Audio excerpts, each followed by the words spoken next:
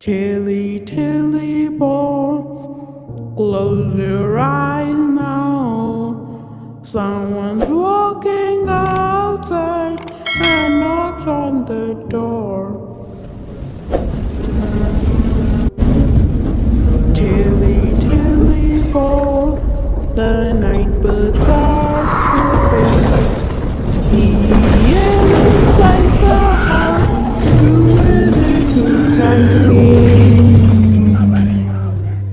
Christmas നാളുകളിൽ കുട്ടികൾക്കായി കൈനിറയെ ഒത്തിരി ഒത്തിരി സമ്മാനങ്ങളുമായി വരുന്ന സെന്റ് നിക്കോളാസ് അല്ലെങ്കിൽ സാന്റാക്ലോസിന്റെ ഒരുപാട് കഥകൾ നിങ്ങൾ കേട്ടിട്ടുണ്ടാകാം അല്ലേ? എന്നാൽ ഇത്തരത്തിലുള്ള ദൈവത്തിന്റെ അനുയായികൾക്ക് മാത്രമല്ല, വിരൂപികളായ പിശാചികൾക്കും കുട്ടികളെ ഭക്ഷിക്കുന്ന ചെകുത്താന്മാർക്കും ആ നാളുകളിൽ ഇറങ്ങി നടക്കാൻ സ്വാതന്ത്ര്യം കിട്ടും എന്ന് വിശ്വസിച്ചിരുന്ന, ഇന്നും വിശ്വസിക്കുന്ന ഒരു ജനതയെ നിങ്ങൾക്ക് മധ്യ യൂറോപ്യൻ ഗ്രാമങ്ങളിൽ കാണാം. പകുതി ആടിന്റെ രൂപവും പകുതി കൊമ്പോട് കൂടിയ ചെകുത്താന്റെ രൂപവുമുള്ള ക്രാമ്പസ് ആയിരുന്നു അവരിൽ പ്രധാനി. വലിയ ശരീരവും കയ്യിൽ ചങ്ങലയുമായി ഇരുണ്ട രാത്രികളിൽ അവൻ വരുന്നത് ആരെയും സന്തോഷിപ്പിക്കാനായിരുന്നില്ല, ശിക്ഷിക്കാനായിരുന്നു. ഒന്നും നൽകാനായിരുന്നില്ല, പക്ഷേ പലതും തിരിച്ചെടുക്കാനായിരുന്നു. സെന്റ് നിക്കോളാസ് ദിനമായി ഡിസംബർ 6 ആചരിക്കുമ്പോൾ ക്രാമ്പസിന്റെ ദിനം ഡിസംബർ 5 ആയിരുന്നു. ആ ദിവസം യൂറോപ്യൻ രാജ്യങ്ങളിൽ ജനങ്ങൾ ക്രാമ്പസിന്റെ വേഷം കെട്ടി ഇറങ്ങാറുണ്ട്. ആ സമയം വഴിയിൽ കാണുന്ന കുട്ടികളെ അവർ ഉപദ്രവിക്കാനും മടിച്ചിരുന്നില്ല. ക്രാമ്പസിനെ വിശ്വസിച്ചിരുന്ന ജനങ്ങൾ ആ നാളുകളിൽ രാത്രിയിൽ കുട്ടികളെ പുറത്തു വിടാറുമില്ലായിരുന്നു. 10ഓളം ഹോളിവുഡ് സിനിമകളിൽ നിങ്ങൾക്ക് ക്രാമ്പസിനെ കാണാം. അതിൽ 2015 മൈക്കൽ ഡോർട്ടി സംവിധാനം ചെയ്ത ക്രാമ്പസിന്റെ വിശേഷങ്ങളിലേക്ക് കടക്കാം. So here we go. ക്രിസ്മസിനെ വരവേൽക്കാൻ തിടുക്കപ്പെടുന്ന ആളുകളാൽ തിങ്ങി നിറഞ്ഞ ഒരു ക്രിസ്മസ് കമ്പോളം കാണിച്ചുകൊണ്ടാണ് ക്രാമ്പസ് എന്ന ചിത്രം തുടങ്ങുന്നത്. സന്തോഷത്തിന്റെയും സമാധാനത്തിന്റെയും ക്രിസ്മസ് നാളുകളാണെങ്കിലും സ്വാർത്ഥതയുടെ ഒരു ലോകം നമുക്കവിടെ കാണാം. ക്രിസ്മസ് വിഭവങ്ങൾ തയ്യാറാക്കുകയാണ് ഓമി എന്ന മുത്തശ്ശി. അവർ ജർമ്മൻകാരി ആയതുകൊണ്ട് തന്നെ ജർമ്മൻ ഭാഷയാണ് ആ വീട്ടിൽ എല്ലാവരോടും സംസാരിക്കാറുള്ളത്.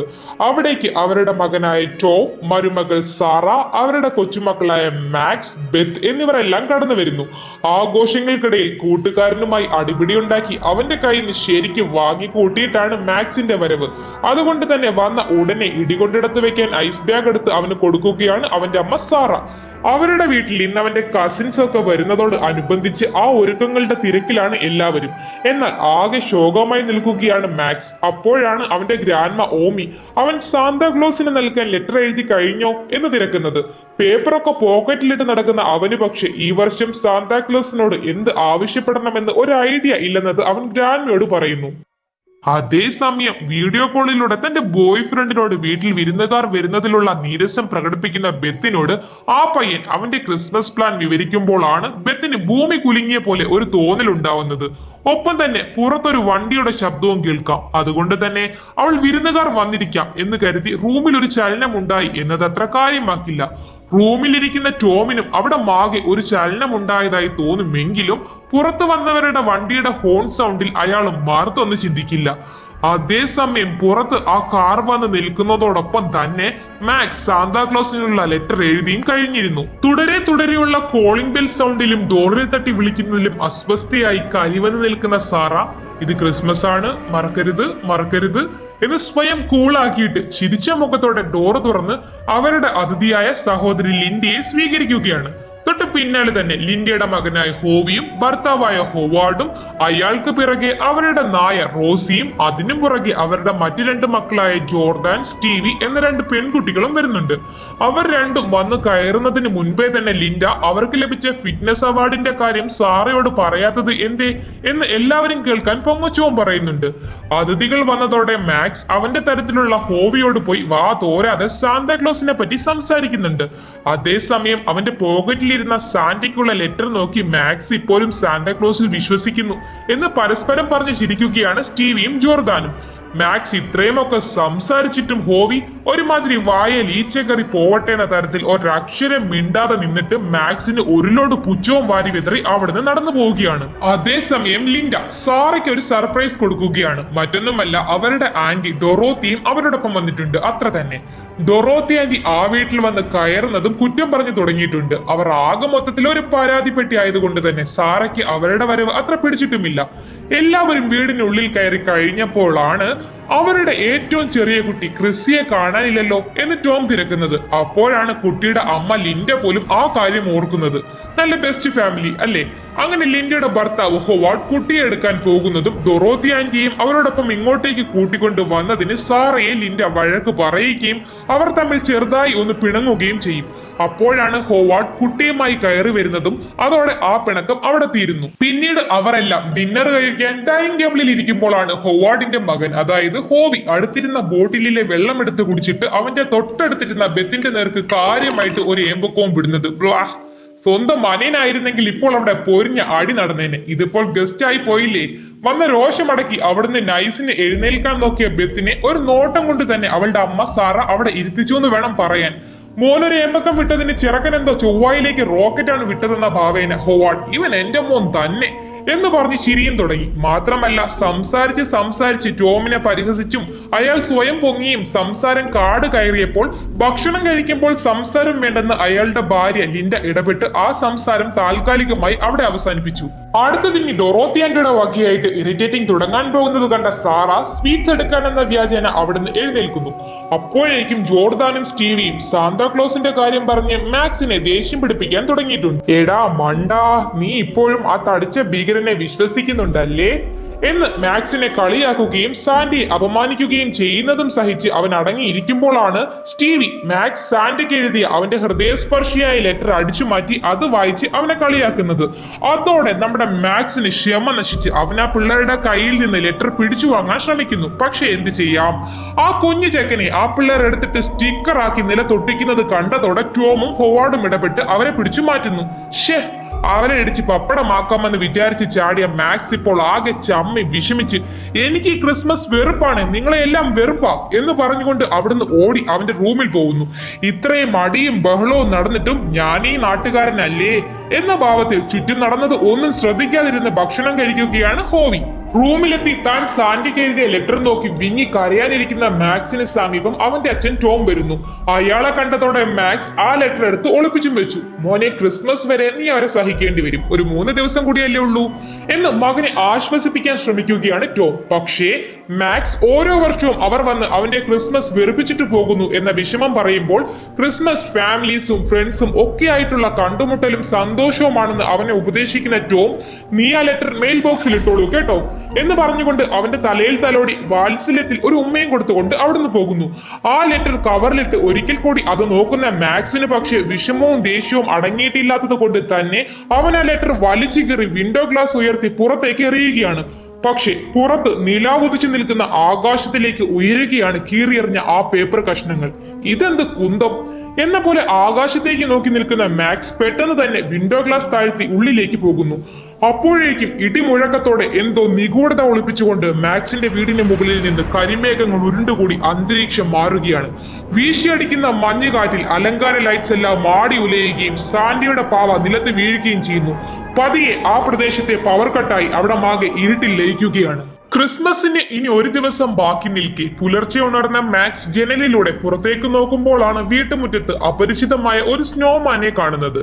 ഈ സമയം സർക്യൂട്ട് ബ്രേക്കർ വല്ലതും ഓഫ് ആയതാണോ കറണ്ട് ഇല്ലാത്തത് എന്ന് നോക്കുകയാണ് ടോം. ശേഷം നാഷണൽ വെതർ സർവീസിൽ ഒരു പരാതി അയക്കാൻ സാറയോട് പറയുകയാണ് അയാൾ. അങ്ങോട്ടേക്ക് വരുന്ന മാക്സ് അമ്മയോട് പുറത്തു വന്ന് നോക്കാൻ പറയുമ്പോൾ, നീ ഒന്ന് പോയേച്ചേക്ക, ഇവിടെ ഇപ്പൊ ചൂടുവെള്ളമോ കറണ്ടോ പോലും ഇല്ലാതെ 12 പേരെ ഞാൻ എങ്ങനെ ഹാൻഡിൽ ചെയ്യുമെന്ന് അറിയാതെ നിൽക്കുമ്പോഴാണ് എന്ന് സാറ അവനോട് ചൂടാവുമ്പോൾ ഫ്രിഡ്ജ് തുറന്ന ടോം, ആഹാ ഫുഡുമില്ല, ടെലിഫോണും ചത്തു എന്ന് പറയുമ്പോൾ അവർ ആ വീട്ടിൽ പെട്ടു നിൽക്കുകയാണ് എന്ന് നമുക്ക് മനസ്സിലാക്കാം. പിന്നീട് മാക്സ് അവരുടെ വീട്ടുമുറ്റത്ത് കണ്ട സ്നോമാനെ അവന്റെ അച്ഛനും അമ്മയ്ക്കും കാണിച്ചു കൊടുത്ത് അത് ആര് കൊണ്ടുവച്ചു എന്ന് ചോദിക്കുകയാണ്. ആ പരിസരത്തുള്ള 2 വീടുകളിലും ആളില്ലെന്നും ഒരു വീട്ടുകാർ അവരോട് വഴക്കാണെന്നും പറയുന്ന സാറ സ്നോമാനെ പറ്റിയുള്ള ശ്രദ്ധ വിട്ടിട്ട് ഗ്രാൻഡ്മ ഓമിയെ വിളിച്ചുണർത്താൻ മാക്സിനോട് പറഞ്ഞു വിടുകയാണ്. അപ്പോഴേക്കും അവരുടെ ഡോറിൽ ആരോ തട്ടി വിളിക്കുന്നത് വന്ന് നോക്കുകയാണ് ലിൻഡ. ഡെലിവറി ബോയ് ആയിരുന്നു അത്. പ്രതികൂല കാലാവസ്ഥയെ തുടർന്ന് ആ പ്രദേശത്തെ ചുറ്റുപാടുകൾ ഏകാന്തതയിൽ മൂടപ്പെട്ടിരിക്കുന്നു എന്ന വിവരം ലിൻഡ അയാളിൽ നിന്ന് ചോദിച്ചു മനസ്സിലാക്കുന്നു. വീടിന് പുറത്തെ ഡോറിന് സമീപത്ത് അത്യാവശ്യം വലിപ്പമുള്ള സാൻഡിയുടെ ഗിഫ്റ്റ് ബാഗ് ഓർമ്മിപ്പിക്കും വിധം ഒരു തുണിസഞ്ചി നിറഞ്ഞിരിക്കുന്നത് കണ്ട് ലിൻഡ അത് ആ മനുഷ്യൻ കൊണ്ടുവന്നത് ആണോന്ന് തിരക്കി അത് അയാളുടെ സഞ്ചി അല്ല എന്ന് അറിയുന്നതോടെ ഭർത്താവിനെയും കൊണ്ട് ആ സഞ്ചി എടുത്ത് വീടിന് ഉള്ളിലേക്ക് വെക്കുന്നു. പിന്നീട് ബെത്ത് അവളുടെ ബോയ് ഫ്രണ്ടിന്റെ വീട്ടിൽ പോയി വരാൻ സാറയോടും ടോമിനോടും അനുവാദം ചോദിക്കുകയാണ്. കാലാവസ്ഥ മോശമായതിനാൽ പോവേണ്ട എന്ന മറുപടിയാണ് സാറ നൽകുന്നതെങ്കിലും കറണ്ടുമില്ലാതെ മൊബൈൽ ഫോൺ സിഗ്നലിംഗ് കിട്ടാതെ ആകെ മൊത്തത്തിൽ വീട്ടിൽ തളച്ചിടപ്പെട്ട രീതിയിൽ ഇരിക്കണോ എന്ന അവളുടെ പരാതിയിലും അവളുടെ ആ ഫ്രണ്ടിന്റെ വീട് അവിടെ അടുത്താണ്, അങ്ങോട്ടേക്ക് പോകണമെന്നുള്ള അവളുടെ നിർബന്ധത്തിലും ടോം അവളെ പോവാൻ അനുവദിക്കുന്നു. പക്ഷെ 1 മണിക്കൂർ സമയത്തിനുള്ളിൽ തിരികെ എത്തണം എന്ന നിബന്ധന ഓർമ്മിപ്പിച്ചാണ് സാറ അവളെ യാത്രയാക്കുന്നത്. പുറത്തെ മഞ്ഞുമൂടിയ പാതയിലൂടെ നടക്കുന്ന ബെത്ത് കരുതിയതുപോലെ ആയിരുന്നില്ല കാര്യങ്ങൾ. മഞ്ഞുകാറ്റിൽ ബുദ്ധിമുട്ടി നടക്കുന്ന അവൾക്ക് ചുറ്റും എന്തോ നിഗൂഢത ഒളിഞ്ഞിരിപ്പുണ്ടായിരുന്നു. കാരണം ആ ചുറ്റുപാടിലുള്ള ഓരോ വീടുകളും മഞ്ഞിൽ മൂടപ്പെട്ടിരുന്നു. എങ്ങും ഒരു മനുഷ്യനെ പോലും കാണാനില്ല. പെട്ടെന്ന് അവിടെ മാകെ അന്തരീക്ഷം ഇരുട്ടിലേക്ക് മാറുകയാണ്. ഒപ്പം തന്നെ എവിടെ നിന്നോ ആരുടെയോ തേങ്ങലുകളും ചെറിയ ചിരികളും ആ അന്തരീക്ഷത്തിലെങ്ങും മാറ്റിലുകൊള്ളും. പെട്ടെന്നാണ് അവൾ നിൽക്കുന്നതിന് സമീപത്തെ വീടിന് മുകളിൽ മേൽക്കൂര തകരുന്ന ശബ്ദത്തോടെ 2 കൊമ്പുകളുള്ള ഒരു ഇരുണ്ട രൂപം വന്നിരിക്കുന്നത്. ആ രൂപം കണ്ട ബെത്ത് ഭയന്ന് അതിനെ സൂക്ഷിച്ച് നോക്കുമ്പോഴേക്ക് ആ രൂപം അവൾക്ക് മുകളിലൂടെ ഒരു ചാട്ടം ചാടി മറുവശത്തെ വീടിന് മുകളിൽ എത്തിയിരുന്നു. ഒരു മനുഷ്യനെ പോലെ 2 കാലിൽ നിവർന്ന് നിൽക്കുകയും എന്നാൽ കൂർത്തു വളഞ്ഞ കൊമ്പുകൾ ഉള്ളതുമായ ഭീമാകാരമായ ആ രൂപത്തെ കണ്ട് പേടിച്ച് സഹായത്തിനായി അലറി വിളിച്ചുകൊണ്ട് ഓടുകയാണ് അവൾ. പുറകെ തന്നെ അവളെ പിന്തുടർന്ന് വിചിത്ര ശബ്ദം പുറപ്പെടുവിച്ചുകൊണ്ട് ഓരോ വീടുകൾക്കും മുകളിലൂടെ ചാടി ആ ഭീകരജീവിയും വരുന്നുണ്ട്. ഓടുന്ന വഴിയിൽ റോഡിന് കുറുകെ ഒരു ഡെലിവറി വാൻ കിടക്കുന്നത് കാണുന്ന ബെത്ത് അങ്ങോട്ടേക്ക് ഓടി ചെല്ലുന്നതും അതിലുണ്ടായിരുന്ന മനുഷ്യൻ ഫ്രീസായി മരവിച്ച് മരിച്ചിരിക്കുന്നത് കണ്ട അവൾ വീണ്ടും ഭയന്ന് ആ വാനിന് താഴെ കയറി ഒളിച്ചു കിടക്കുകയാണ്. ആ ജീവിയുടെ ഭയപ്പെടുത്തുന്ന ശബ്ദം അപ്പോഴേക്കും അവളോട് അടുത്തു വരുന്നുണ്ടായിരുന്നു.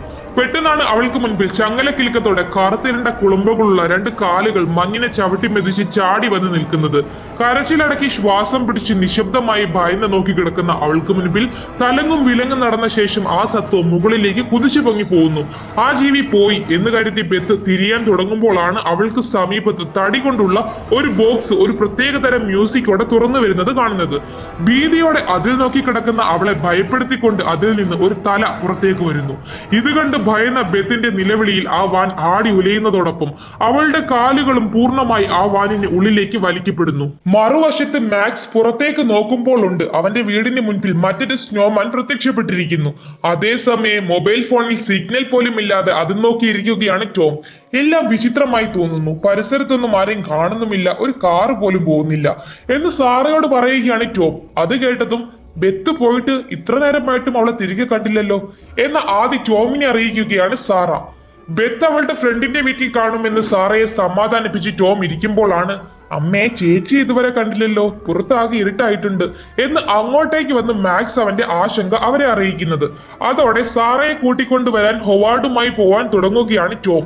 ഈ സമയം ചിമ്മിനിക്ക് താഴെ നെരിപ്പോടിൽ തീ കത്തിച്ചു നിൽക്കുന്ന ഗ്രാൻഡ്മ ഓമി ശക്തമായ മഞ്ഞുകാറ്റിൽ ഇപ്പോൾ പുറത്തേക്ക് പോകണ്ടെന്ന് ടോമിനെ തടയുന്നു. പക്ഷെ അയാൾ ഞാനില്ലെങ്കിലും അമ്മയെ മാക്സും സാറയും നോക്കിക്കൊള്ളും എന്ന് സമാധാനിപ്പിച്ചിട്ട് പുറത്തേക്ക് പോവുകയാണ്. എന്തോ മനസ്സിലാക്കി എന്ന പോലെ ഭയത്താൽ വിറയ്ക്കുന്ന ഓമിയുടെ കൈകളിൽ ഒരു കരുതലോടെ ചേർത്ത് പിടിച്ച് ടോം പോകുന്നത് നോക്കി നിൽക്കുകയാണ് മാക്സ്. അതേസമയം സാറയുടെ ബോയ് ഫ്രണ്ടിന്റെ വീട് ലക്ഷ്യമാക്കി ആ കൊടുന്തണുപ്പിൽ യാത്ര ചെയ്ത് ആ പയ്യന്റെ വീടിന് സമീപമെത്തുന്ന ടോമും ഹൊവാർഡും വഴിക്ക് കുറുകെ ഒരു ലോറി കിടക്കുന്നത് കണ്ട് അവരുടെ വണ്ടി നിർത്തി ഇറങ്ങി നോക്കുമ്പോൾ ആ ലോറിയുടെ ഡ്രൈവർ സീറ്റിൽ ആരും ഉണ്ടായിരുന്നില്ല. പക്ഷെ ആ വണ്ടിയുടെ ഫ്രണ്ട് ഗ്ലാസ് ആരോ ഇടിച്ചു തകർത്തതുപോലെ കാണും. അതോടെ തോക്കൊക്കെ എടുത്ത് ടോമിനെയും കൂട്ടി ആ വീടിനുള്ളിലേക്ക് നടക്കുകയാണ് ഹൊവാർഡ്. മറുവശത്ത് സാറയും ലിൻഡയും അവരുടെ കുട്ടിക്കാലത്തെ ഓർമ്മകൾ പുതുക്കി നിൽക്കുകയാണ്. അപ്പോഴാണ് ആ വീടിന് മുകളിൽ ആരോ അങ്ങോട്ടും ഇങ്ങോട്ടും ഓടുന്ന ശബ്ദം കേൾക്കുന്നത്. എല്ലാവരും മുകളിലേക്ക് നോക്കി പേടിച്ചിരിക്കുകയാണ്. വല്ല അണ്ണാനോ മറ്റോ ആയിരിക്കുമെന്ന് എല്ലാവരോടും സാറ പറയുമെങ്കിലും അണ്ണാനോ, അതും ഈ കൊടുമഞ്ഞത്ത് എന്ന് ഡൊറോത്തി ആന്റി ചോദിക്കുമ്പോൾ മറുപടിയില്ലാതെ ആശങ്കപ്പെട്ട് നിൽക്കുന്ന അവരെ ഞെട്ടിച്ചുകൊണ്ട് വീടിന്റെ മേൽക്കൂര തകരുന്ന വലിയ ശബ്ദം കേൾക്കും. പിന്നീട് നിശബ്ദമാവുന്നതോടെ അണ്ണാനാവുമെന്ന് എല്ലാവരും സമാധാനിക്കുന്നു, അല്ല അങ്ങനെ സമാധാനിക്കാൻ ശ്രമിക്കുന്നു. പക്ഷെ അപ്പോഴും ഭയമൊളിപ്പിച്ച കണ്ണുകളോടെ എന്തോ തിരിച്ചറിഞ്ഞെന്ന പോലെ ചിമ്മിനിക്ക് മുകളിലേക്ക് നോക്കുകയാണ് ഓമി. ഈ സമയത്ത് ബെത്തിനെ തിരക്കി അവളുടെ ഫ്രണ്ടിന്റെ വീട്ടിന്റെ ഉള്ളിൽ കയറിയ ടോമും ഹൊവാർഡും വീടിനുള്ളിൽ ആകെ തകർന്ന് തരിപ്പണമായി കിടക്കുന്നതാണ് കാണുന്നത്. അവിടെയെങ്ങും ആരും ഉണ്ടായിരുന്നുമില്ല. അവിടെ അവർ പരിശോധിക്കുന്നതിൽ നിന്ന് ആ വീടിന്റെ ചിമ്മിനി തകർത്തുകൊണ്ട് അവിടെ ആരോ ഒരു ആക്രമണം നടത്തിയതായി മനസ്സിലാക്കും. തറയിലെ മഞ്ഞിൽ കാണുന്ന കാൽപ്പാടുകളിൽ നിന്ന് ആടിന്റേതിന് സമാനമായ വലിയ കുളമ്പുകളാണ് ആ പാടുകളെന്ന് ഹൊവാർഡ് ടോമിനോട് പറയും. അതും രണ്ട് കാലിൽ നടന്ന ആടിന്റെ. ആകെ വിഷമിച്ച് നിലത്തിരിക്കുന്ന ടോം മകളുടെ നിലവിളി പോലെ പുറത്ത് കേൾക്കുന്നത് വെച്ച് ബെത്തിനെ വിളിച്ചുകൊണ്ട് മുൻപോട്ട് നടക്കുമ്പോഴാണ് അയാൾക്ക് പുറകിൽ വന്ന ഹൊവാർഡിന്റെ കാലിൽ മഞ്ഞിൽ പൊതഞ്ഞ് അയാളെ കാലിൽ പിടിച്ച് ആരോ ആക്രമിക്കുന്നത്. ആരോ വലിച്ചിഴച്ച് മഞ്ഞിനടിയിലേക്ക് അയാൾ താഴ്ന്നു പോയി കൈ മാത്രം വെളിയിൽ നിൽക്കുന്നതും ടോം ആ കൈകളിൽ പിടിച്ച് അയാളെ പുറത്തേക്ക് വലിച്ചെടുക്കാൻ ശ്രമിക്കും. അയാളുടെ കാലിൽ എന്തോ കടിച്ചു കീറുന്നതായും അയാളെ കൈ വിടരുതെന്നും അലറി കരയുകയാണ് ഹൊവാർഡ്. എത്ര ശ്രമിച്ചിട്ടും ഹൊവാർഡിനെ പുറത്തേക്ക് എത്തിക്കാൻ സാധിക്കാതെ വരുന്നതോടെ ഗണ്ണെടുത്ത് ഷൂട്ട് ചെയ്യുകയാണ് ടോം. പുറത്ത് ആ പരിസരത്തെവിടോ ആരോ ഷൂട്ട് ചെയ്യുന്ന ശബ്ദം കേട്ട് ഭയന്ന് നോക്കുകയാണ് വീടിനുള്ളിലിരിക്കുന്ന സാറ ഉൾപ്പെടെ ഉള്ളവർ. ടോം ആ ജീവിയായിരുന്നു ഷൂട്ട് ചെയ്തത്. അതോടെ അത് മഞ്ഞിന് അടിയിലൂടെ കുതിച്ചു ദൂരേക്ക് ഓടുന്നത് കണ്ട് അത് എന്താണെന്ന് മനസ്സിലാക്കാൻ സാധിക്കാതെ അവിടെ നിന്ന് രക്ഷപ്പെടാൻ ശ്രമിക്കുകയാണ് അവർ. പക്ഷേ വണ്ടിയുടെ സമീപം വരുന്ന അവർ കാണുന്നത് അവരുടെ വണ്ടി ആരോ തകർത്തതാണ്. അതേസമയം സ്വെറ്ററൊക്കെ എടുത്തിട്ട് തയ്യാറായി പുറത്തെന്താണ് നടന്നതെന്ന് നോക്കാൻ സാറ ഡോർ തുറക്കുന്നതും ഹൊവാർഡിനെയും താങ്ങിപ്പിടിച്ച് അങ്ങോട്ടേക്ക് വന്ന് കയറുകയാണ് ടോം. വാതിലും ജനലും എല്ലാം ലോക്ക് ചെയ്യാൻ അയാൾ പറയുമ്പോൾ നിങ്ങൾ പോയി തോക്കോ കത്തിയോ വാളോ പാത്രമോ എന്താന്ന് വെച്ചാൽ എടുത്തുകൊണ്ട് വന്ന് ആക്രമിക്കാൻ തയ്യാറായി നിൽക്ക് എന്ന് മക്കളോട് പറയുകയാണ് ഹൊവാർഡ്. പക്ഷെ ടോം പുറത്ത് നടന്നതൊന്നും ആരോടും പറയരുതെന്ന് കണ്ണുകൊണ്ട് ആംഗ്യം കാണിച്ച് അയാളെ തടയുന്നതോടെ അയാളുടെ കാലിലെ മുറിവ് പോലും കരടിയെ പിടിക്കുന്ന ട്രാപ്പിൽപ്പെട്ട് ഉണ്ടായതാണെന്ന് കള്ളം പറഞ്ഞുകൊണ്ട് അയാൾ നടന്ന സത്യങ്ങൾ അവരോട് പറയാതെ മറയ്ക്കുന്നു. എന്നാൽ കുട്ടികളെയും ഡൊറോത്തി ആന്റിയെയും അവിടെ നിന്ന് ഒഴിവാക്കി നടന്ന സംഭവങ്ങൾ പറയാനായി തയ്യാറാവുന്ന ടോം അയാളുടെ അമ്മ ഓമിയെയും അവിടെ നിന്ന് കുട്ടികളോടൊപ്പം പറഞ്ഞുവിടാൻ ശ്രമിക്കുന്നു. തീ അണയാതെ നോക്കിക്കൊള്ളണം എന്ന് ദൃഢമായി ടോമിനോട് പറഞ്ഞുകൊണ്ട് കിച്ചണിലേക്ക് പോവുകയാണ് ഓമി. തുടർന്ന് ബെത്തിനെ കണ്ടുകിട്ടാത്തത് കൊണ്ട് തന്നെ അവളെ തിരക്കി ഇപ്പോൾ തന്നെ പുറത്തേക്ക് പോകണമെന്ന് നിൽക്കുന്ന സാറയോട് നടന്ന സംഭവങ്ങൾ വിവരിക്കുകയാണ് ഹൊവാർഡ്. എന്നാൽ അതെല്ലാം ആ കുട്ടികളും കേട്ടിരുന്നു. ബെത്തിനെ ഏതോ ജീവി പിടിച്ചുകൊണ്ടു പോയതുപോലെ അവരെയും ആരെങ്കിലും ആക്രമിച്ച് പിടിച്ചുകൊണ്ടു പോകുമോ എന്ന് ഭയപ്പെടുകയാണ് ജോർദാനും സ്റ്റീവിയും. അവരെ പറഞ്ഞ് സമാധാനിപ്പിച്ച് ഉറങ്ങാൻ വിടുകയാണ് ലിൻഡ. ശേഷം ടോം ആ വീടിന്റെ വാതിലുകളും ജനലുകളും തടി ഉപയോഗിച്ച് അടച്ച് ഭദ്രമാക്കുകയാണ്. അയാൾക്ക് സമീപമിരിക്കുന്ന ഹൊവാർഡ് ടോം തന്റെ ജീവൻ രക്ഷിച്ചതിന് നന്ദി പറയുകയും ഇത്രയും നാൾ അയാൾ ഒരു പേടിത്തൊണ്ടനായി കരുതിയതിന് സോറി പറയുകയും ചെയ്യുന്നു. അവർക്കിടയിൽ ഇത്ര വർഷമായിട്ട് ഉണ്ടാവാതിരുന്ന ഒരു അടുപ്പം ആ ഒരു ചുരുങ്ങിയ സമയത്തിൽ രൂപപ്പെടുന്നു. അച്ഛാ, നമ്മളൊക്കെ മരിക്കാൻ പോകുവാണോ? ഗ്രാൻഡ്മയെ നോക്ക് എന്ന് മൂകഭാവത്തിലിരിക്കുന്ന ഓമിയെ കാണിച്ചുകൊണ്ട് ടോമിനോട് ചോദിക്കുകയാണ് മാക്സ്. ഓരോ ക്രിസ്മസ് വരുമ്പോഴും ഗ്രാൻഡ്മ ഇത്തരത്തിൽ വിചിത്രമായി പെരുമാറാറുണ്ടെന്നും അതിന്റെ കാരണം ആരും തിരക്കിയിട്ടില്ലെന്നും പറഞ്ഞ് മാക്സിനെ ഉറങ്ങാൻ വിടുകയാണ് ടോം. പിന്നീട് വീണ്ടും സംസാരിച്ചിരിക്കുന്ന ടോമും ഹൊവാർഡും ആ സംസാരത്തിനൊടുവിൽ താൻ പുറത്തു നോക്കി കാവലിരുന്നോളാം എന്നും പറഞ്ഞ് ടോമിനോട് ഉറങ്ങാൻ പറഞ്ഞു വിടുകയാണ് ഹൊവാർഡ്. പക്ഷേ രാത്രിയിൽ എപ്പോഴോ അയാൾ ഉറക്കത്തിലേക്ക് വഴുതി വീണു പോകുന്നു. എല്ലാവരും ഉറക്കത്തിൽ ലയിച്ചു ചേർന്ന ആ രാത്രിയിൽ ചിമ്മിനിക്ക് താഴെ നെരുപ്പോടിൽ തീ കനൽ മാത്രമായി മാറിയിരുന്നു. വീണ്ടും വീടിന് മുകളിൽ നിന്നും ചെറു ചിരികളുടെയും ചങ്ങലയുടെയും ശബ്ദം കേൾക്കുകയാണ്. ചിമ്മിനിക്ക് താഴേക്ക് ചങ്ങലയിൽ കോർത്ത ഒരു കൂർത്ത ഇരുമ്പ് കൊളുത്തും അതിൽ കെട്ടിത്തൂക്കിയ ഒരു ജിഞ്ചർ ബ്രെഡ് കുക്കിയും താഴേക്ക് ഊർന്നു വരികയാണ്. ഹോവിയുടെ പേര് വിളിച്ച് ആ ചങ്ങല മുകളിൽ നിന്ന് ആരോ കിളിക്കുന്നതോടെ ആ പയ്യൻ ഉണർന്ന് ഈ ജിഞ്ചർ ബ്രെഡ് കാണുന്നു. പൊതുവെ ഭക്ഷണത്തോട് താല്പര്യമുള്ള ആ ചെക്കൻ കുക്കീസ് കണ്ടതും മറ്റൊന്നും ആലോചിക്കാതെ അതെടുത്ത് കടിക്കുന്നതോടെ പാവയുടെ ഷേപ്പിലുള്ള ആ ജിഞ്ചർ ബ്രെഡ് കൈയും കാലും എല്ലാം അനക്കി ദേഷ്യത്തിൽ ഒരു ശബ്ദം ഉണ്ടാക്കിക്കൊണ്ട് അതിന്റെ ദേഹത്തുള്ള ചങ്ങല ഹോവിയുടെ ദേഹത്ത് ചുറ്റി വരികയാണ്. അതൊരു ചൂളമടിച്ച് സിഗ്നൽ നൽകുന്നതോടെ ഹോവിയെ ആ ചങ്ങലയുടെ മുകളിലേക്ക് ഉയർത്തുകയാണ്. ഹോവിയുടെ കരച്ചിൽ കേട്ട് എല്ലാവരും ഉണരുമെങ്കിലും മുകളിലേക്ക് ഉയർത്തപ്പെട്ട അവന്റെ കാലിൽ സാറയ്ക്ക് ഒരു പിടുത്തം കിട്ടുന്നു. അവനോടൊപ്പം ഉയരുന്ന സാറയുടെ കാലിൽ പിടിച്ച് താഴേക്ക് വലിക്കുകയാണ് ലിൻഡയും ഹോവാർഡും ടോമും. അതിനിടയിൽ സാറയുടെ ഷൂസ് തട്ടി കനൽ കെടാതെ അവശേഷിച്ച ഒരു വിറക് കഷ്ണം തെറിച്ചുപോയി ക്രിസ്മസ് ട്രീയിൽ തീ പിടിക്കുന്നു. അപ്പോഴും എന്റെ മോനെ വിടരുതേ എന്ന് സാറയോട് വിളിച്ചു പറഞ്ഞു നിൽക്കുകയാണ് ഹോവാർഡ്. പക്ഷെ ജീവനുള്ള ആ ജിഞ്ചർ ബ്രെഡ് സാറയ്ക്ക് നേർക്ക് അവളെ ആക്രമിക്കാൻ വരുന്നതും അവളുടെ കൈ ഒന്നയഞ്ഞ ആ ഒരു നിമിഷത്തിൽ ഹോവിയെയും കൊണ്ട് ആ ചങ്ങല പൂർണ്ണമായി മുകളിലേക്ക് ഉയർന്നിരുന്നു. അപ്പോഴേക്കും മാക്സ് ക്രിസ്മസ് ട്രീയിൽ പടർന്ന തീ അണച്ചിരുന്നു. ചിമ്മിനിക്ക് മുകളിലേക്ക് നോക്കുന്ന ഹൊവാർഡിന് മുൻപിൽ അയാളുടെ മകന്റെ ഒരു ഷൂ വന്ന് വീഴുന്നു. ആ പയ്യനെ നഷ്ടപ്പെട്ടത് തന്റെ തെറ്റുകൊണ്ടാണെന്നും ടോമിനോട് പറഞ്ഞ് കരയുകയാണ് സാറ. എന്നാൽ താൻ ഉറങ്ങിയതിനാൽ സംഭവിച്ചതാണെന്ന് സ്വയം പഴിക്കുകയാണ് ഹൊവാർഡ്. പെട്ടെന്ന് ഗ്രാൻഡ്മ ഓമി ജർമ്മൻ ഭാഷയിൽ എന്തോ പറഞ്ഞിട്ട് ആ നെരിപ്പോടിന് സമീപം ഇരിക്കുകയാണ്.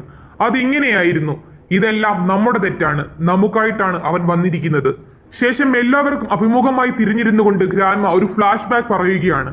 ഇതുപോലെ മഞ്ഞുള്ള ഒരു തണുത്ത രാത്രി, ക്രിസ്മസിനോട് അടുത്ത വേളയിൽ യുദ്ധത്തിന് ശേഷം പട്ടിണിയിലായ ആ ഗ്രാമത്തിലെ ജനങ്ങൾ കൊച്ചു കുട്ടിയാണ് എന്ന പരിഗണന പോലും നൽകാതെ ഓമിക്ക് ലഭിച്ച ബന്ന് തട്ടിപ്പറിച്ചെടുക്കുന്നു. എങ്ങും സ്വാർത്ഥതയും മനുഷ്യത്വമില്ലായ്മയും മാത്രം. നിരാശയോടെ വീട്ടിലെത്തിയ ആ കുട്ടി അവളുടെ മാതാപിതാക്കളുടെ കലഹങ്ങൾ കണ്ട് വീണ്ടും മനസ്സുമെടുക്കുന്നു. ഒരു ദിവസം എല്ലാം പഴയതുപോലെയാകും, സാന്റ വരും എന്നുള്ള അവളുടെ വിശ്വാസം അവിടെ ഇല്ലാതെയാവുന്നു. അന്ന് ഒരു ഇരുണ്ട ദിവസമായിരുന്നു. ക്രിസ്മസ് ആണെന്നോ ത്യാഗത്തിന്റെ മഹത്വമോ അറിയാത്ത ആ സമൂഹത്തോടുള്ള വെറുപ്പിൽ അവരെല്ലാം എവിടെയെങ്കിലും പോവട്ടെ എന്ന് ആഗ്രഹിച്ച് സാന്റയുടെ പാവ നിരിപ്പോടിൽ കത്തിക്കുകയാണ് ഓമി. ആ രാത്രിയിൽ സെന്റ് നിക്കോളാസ് അഥവാ സാന്റ എത്തിയില്ല. പകരം ക്രാമ്പസ് എന്ന ചെകുത്താനായിരുന്നു വന്നത്. അവൻ സാന്റയെ പോലെ സമ്മാനങ്ങൾ നൽകിയില്ല, പകരം എല്ലാവരെയും ശിക്ഷിച്ചു. ആർക്കും ഒന്നും നൽകിയില്ലെങ്കിലും എല്ലാം ഇല്ലാതെയാക്കി. ആ ഗ്രാമത്തെയും അവളുടെ മാതാപിതാക്കളെയും പാതാളത്തിലേക്ക് കൊണ്ടുപോയി. പക്ഷേ പ്രതീക്ഷകൾ നഷ്ടപ്പെടുമ്പോൾ, വിശ്വാസത്തെ മറക്കുമ്പോൾ അവിടെ എന്ത് സംഭവിക്കുമെന്നതിന്റെ ഓർമ്മപ്പെടുത്തലായി ഓമിയെ മാത്രം അവൻ അവശേഷിപ്പിച്ചു.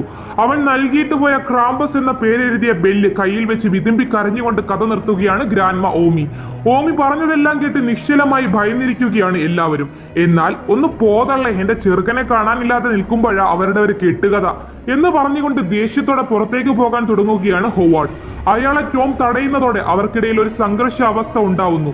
എന്നാൽ നമുക്കിനി 4 കുട്ടികളെ സംരക്ഷിക്കേണ്ടതുണ്ട് എന്ന് ശാന്തമായി ടോം ഓർമ്മപ്പെടുത്തിയിട്ട് പോലും കേൾക്കാൻ കൂട്ടാക്കാതെ കഥക തുറന്ന് പുറത്തേക്ക് ഇറങ്ങുകയാണ് ഹോവാർഡ്. പുറത്തെ വീശിയടിക്കുന്ന ശക്തമായ മഞ്ഞുകാറ്റിൽ നോക്കി മകന്റെ പേര് വിളിക്കുന്ന അയാൾ ആ മുറ്റത്ത് പുതിയ അനേകം സ്നോമാൻസിനെ കാണും.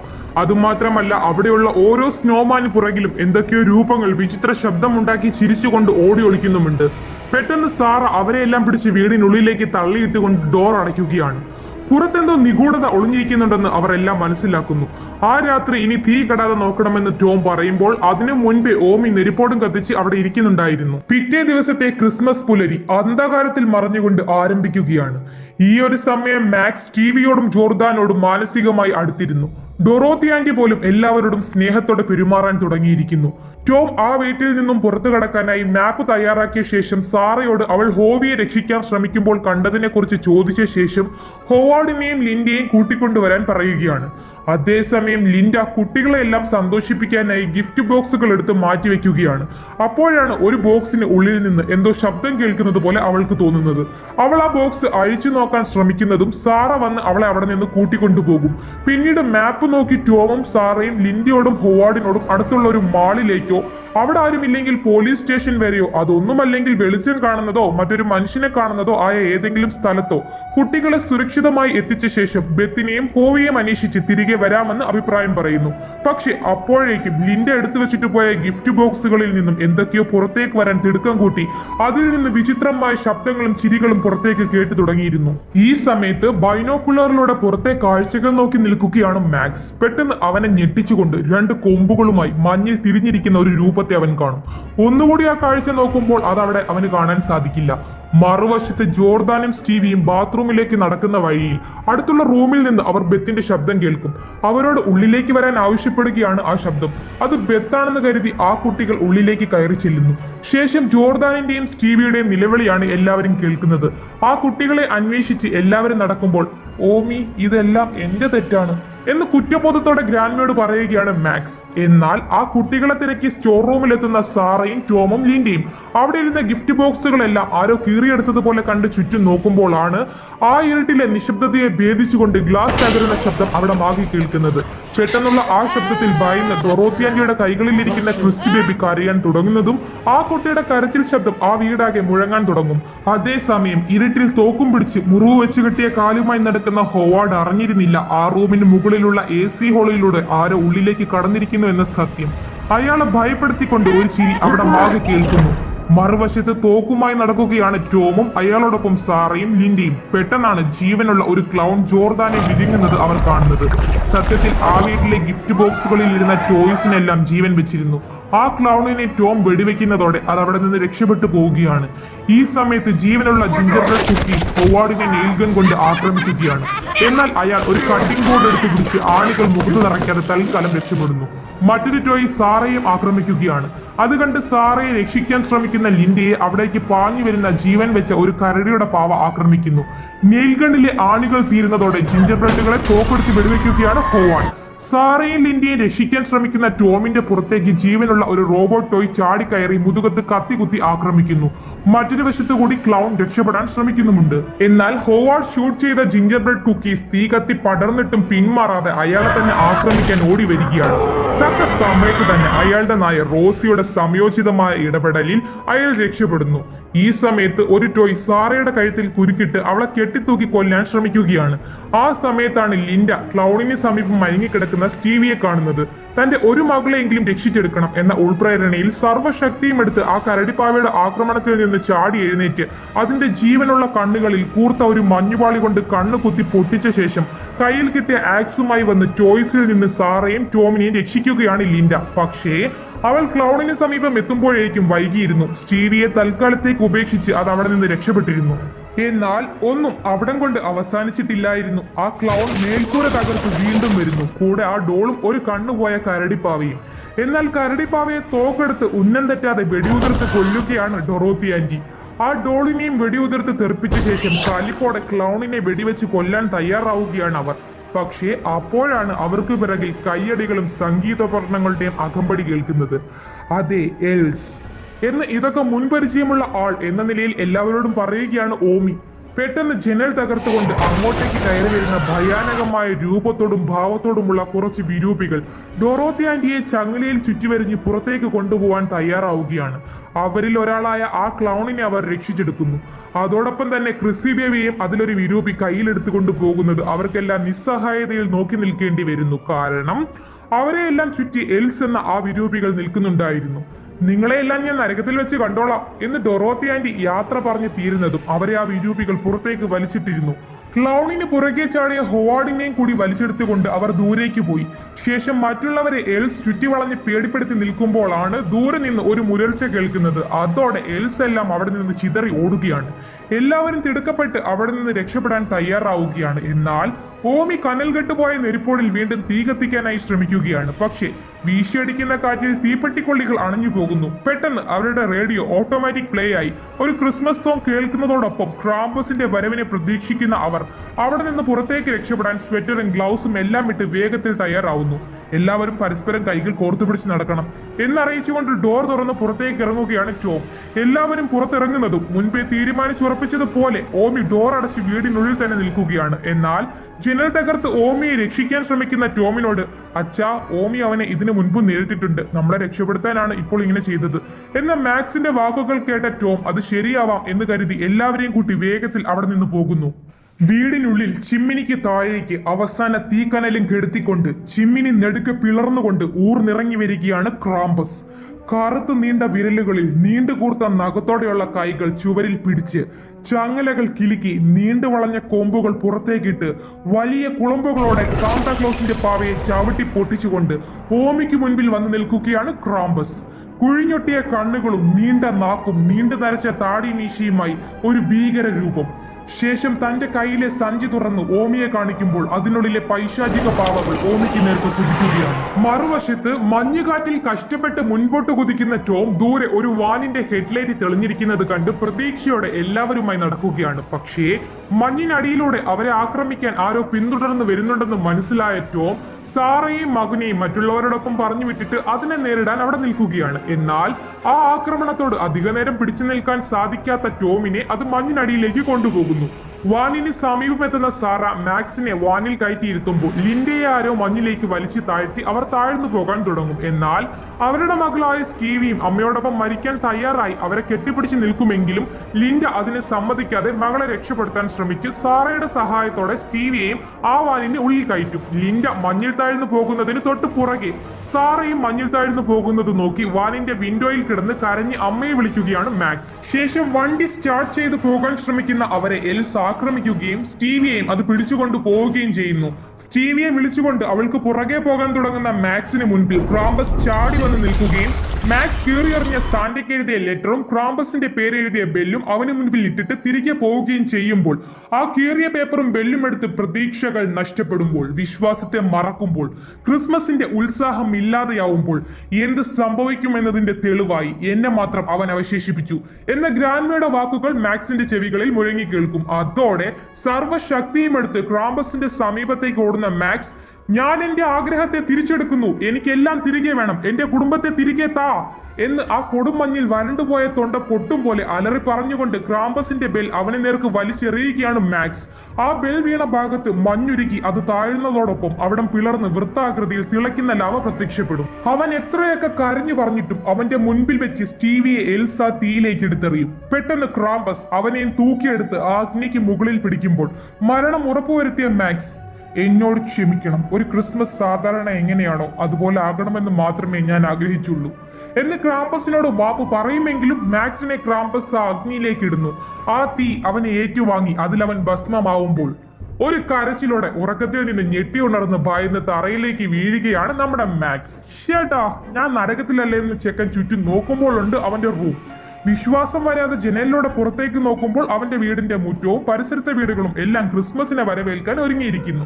ഇന്ന് ഡിസംബർ 25 ക്രിസ്മസ് എന്ന് ഡേറ്റ് ഒക്കെ മാറ്റിയ അവൻ ഹാളിൽ വന്ന് നോക്കുമ്പോഴുണ്ട് അവിടെ എല്ലാവരും ഹാപ്പി ആയിട്ടിരുന്ന് സംസാരിക്കുന്നു, ചിരിക്കുന്നു, കഴിക്കുന്നു.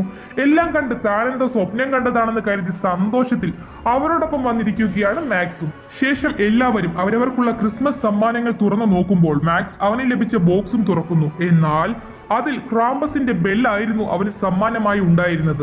അത് കണ്ട എല്ലാവർക്കും മാക്സ് സ്വപ്നമെന്ന് കരുതിയ സംഭവങ്ങളിൽ നടന്ന അവരവരെ സംബന്ധിക്കുന്ന ഓരോ വാചകങ്ങളും ഓർമ്മ വന്ന് ഞെട്ടിയിരിക്കുകയാണ്. അതെ, ക്രാമ്പസ് അനുമോദനങ്ങൾ നൽകാനല്ല വരുന്നത്, മറിച്ച് നിങ്ങളെ ശിക്ഷിക്കാനാണ്. അവൻ ഒരിക്കലും ആർക്കും ഒന്നും നൽകില്ല, എന്നാൽ എല്ലാം ഇല്ലാതെയാക്കും എന്ന വാചകങ്ങൾ ആവർത്തിച്ച് ഓർത്തിരിക്കുന്ന അവരെയെല്ലാം ഒരു സ്നോബോളിലാക്കി അതിൽ തന്റെ കൂർത്തു വളഞ്ഞ കറുത്ത നഖം ചേർത്ത് പിടിച്ച് അവരെ നോക്കി നിൽക്കുകയാണ് ക്രാമ്പസ്. ഇത്തരത്തിൽ അനേകം സ്നോബോൾസ് ക്രാമ്പസിന്റെ പക്കൽ കാണാമായിരുന്നു. സത്യത്തിൽ ക്രാമ്പസ് ക്രിസ്മസ് കാലത്ത് ഇത്തരത്തിൽ ഓരോ കുടുംബത്തെയും നിരീക്ഷിക്കാറുണ്ടായിരുന്നു. പ്രതീക്ഷകൾ നഷ്ടപ്പെടുമ്പോൾ, ക്രിസ്മസിന്റെ ഉത്സാഹം ഇല്ലാതെയാകുമ്പോൾ സാന്താക്ലോസിന് പകരം അവൻ വരും എന്ന സന്ദേശം നൽകിക്കൊണ്ട് ചിത്രം ഇവിടെ അവസാനിക്കുന്നു. നമുക്ക് വീണ്ടും മറ്റൊരു വീഡിയോ ആയിട്ട് കാണാം. അതുവരെയും ബൈ.